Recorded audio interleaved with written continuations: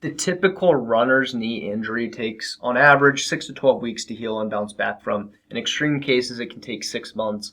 I fixed my runner's knee in 3 weeks. And I want to give some of the background info and the story so you understand where I was coming from. And then I want to talk about the two things I did to overcome the most common running injury. Every runner basically has experienced runner's knee. And a lot of people take the time off and then they come back and get it again because they don't fix the root cause, in my opinion. I have not had runner's knee since this experience a couple years ago. I had done like 4 or 5 50Ks in 4 or 5 days, whatever the number was. I can't remember. I think it was 4, now that I'm thinking about it. And so it was definitely like overdoing it. I was also traveling in Mexico, so I didn't have my massage gun and my compression boots and the electrolytes and proper fuel.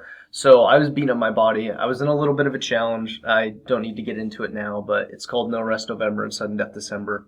And I've made videos on that challenge in the past. So I beat myself up and I had this knee injury. And I immediately ordered a brace and started running and training with the brace. And I ran into my coach who was just kind of like walking. It was kind of funny that I just ran into him. He was with a friend, and we started talking about my runner's knee. And he was telling me that a brace was not a good idea, and that if I just removed that, then it would be painful, and what I needed to do was develop the muscles and support and flexibility that is needed for a healthy knee. And I thought about that, and I was like, that's a good point. Like, if you're reliant on a brace, then, and they definitely have their time and place. But if, like, I don't want to have to fall back onto that injury when I'm getting back into training if I overcome it. And so I have to fix the root cause. And instead of taking rest and time off, I actually kept running. I lowered my volume, but I kept running. And this is not typical. They typically say when you have runner's knee, you need to stop it. You have to do low impact stuff, maybe biking. In some cases, you can't even bike, right? And so I kept training and I fixed it at a faster rate than most people. And this is what I did. And this is my philosophy when it comes to injuries, and I've seen this time and time again with myself and other people I talk to when it comes to running, is injuries happen for 2 reasons for the most part. I want to be clear. Yes, overuse or fractures or things like that can happen. I think we jump to those conclusions sooner than needed. I believe injuries come down to 2 things: a lack of strength and a lack of mobility or flexibility.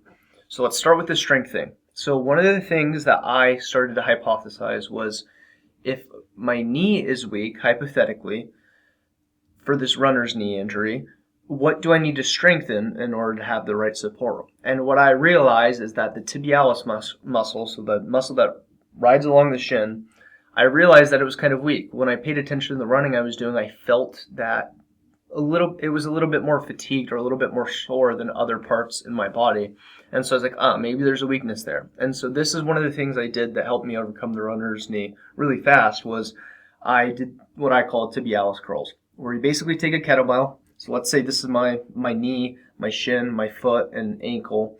So I take a kettlebell and I wrap it around here, and it doesn't have to be a lot of weight, but you just basically curl it. You flex this tibialis muscle and you strengthen it, and you don't have to do a lot, super low weight, and it goes a long way. Like, you'll feel that burn really fast. And so I started doing that. You can actually do it with a 2.5 pound plate or a 5 pound plate too, where you loop it over your big toe. And so you do that, and then it's strengthening that tibialis muscle. Now, the other part of this, when it comes to injuries, right, lack of strength, lack of mobility, if you're too tight, you're probably going to feel pain or injure yourself, or you think you're injured, but really what it is tightness. To me, it only makes sense. If my knee is hurting and my quad muscle has knots and is super tight, it's going to be pulling on my knee, right?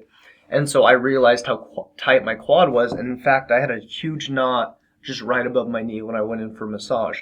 And so I thought, well, of course my knee hurts. It's tight, and so maybe I need to loosen it up. And so I started doing a lot of quad stretches, and I was getting a massage every week or so.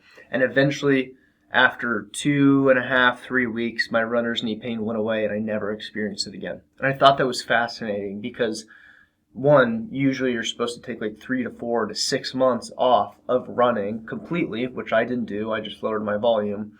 And you're like, a lot of people run into that same injury when they get back into training, and I haven't experienced it since.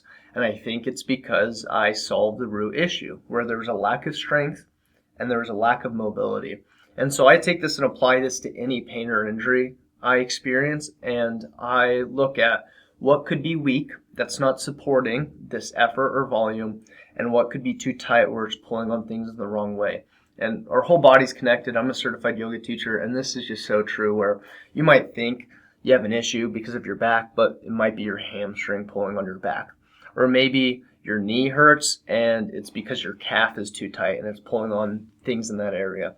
And so if you have runner's knee, I really encourage you to try the tibialis curls and just really stretch out your quad. It may be something else too. And yes, there's injury. I just had a guy comment the other day where he has a meniscus tear or something like that, some sort of meniscus injury.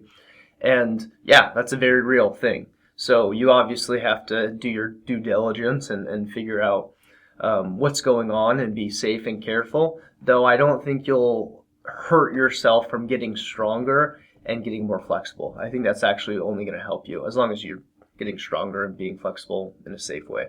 So I hope you got something out of this. Ultimately, I hope you can get something from this video and apply it to your life. And if you did, I hope I get to see you in another video sometime soon. Peace.